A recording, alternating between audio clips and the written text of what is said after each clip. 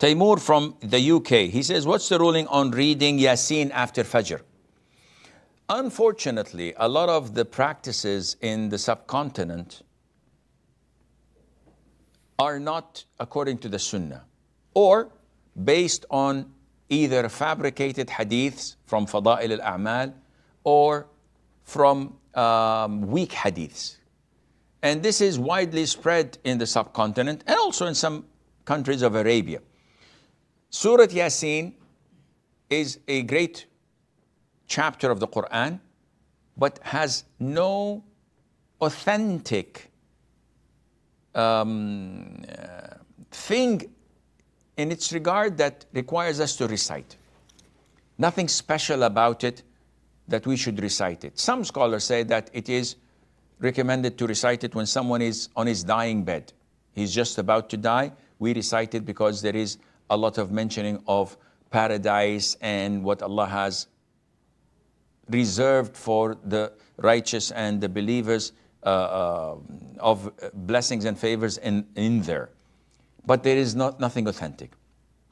Some people consider this to be a habit, that every Fajr we must recite Yasin.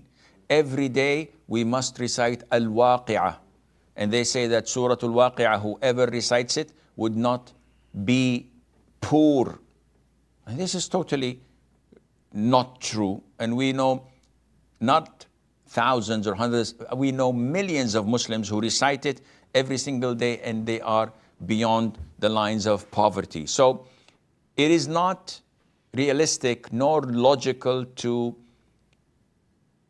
believe and follow and say and do things unless it's authentic. And this is why, this is what our da'wah stands on. Quran, authentic Sunnah, with the understanding of the favorite three generations of tabi'een, of the companions of tabi'een and tabi'in. We are the best with this methodology, because you can't go wrong. No one can say that, yeah, what Abu Bakr, Umar, Uthman and Ali did was wrong. A'udhu billah. What the tabi'een did, and they all agreed upon, yeah, I think now is better than before. This is all bogus. I met a brother the other day, and he was trying to convince me that the collection of hadith is not solid, and that we have to focus on the Quran and nothing but the Quran. And so I said to him, Akhi, what are you talking about? The collection of the hadith had many flaws, this and that. It's obvious that this guy doesn't have proper knowledge, structural knowledge.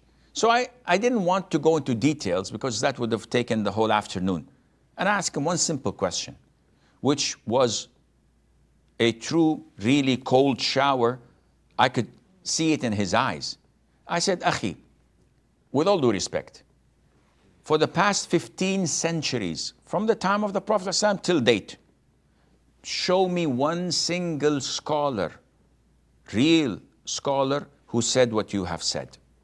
That don't rely on the Quran, the hadith, only rely on the Quran. And the guy was in shock and awe.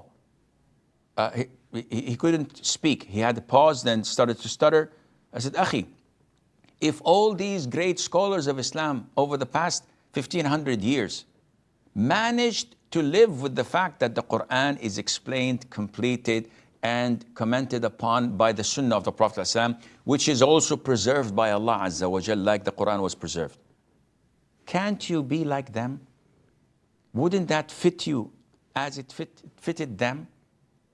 And this is what we have to always consider, that don't follow what is weak or fabricated. Don't follow dubious scholars who want fame and glory and who are not known to be real scholars. Follow those who follow the Quran and the Sunnah, the authentic Sunnah, with the understanding of the Salaf.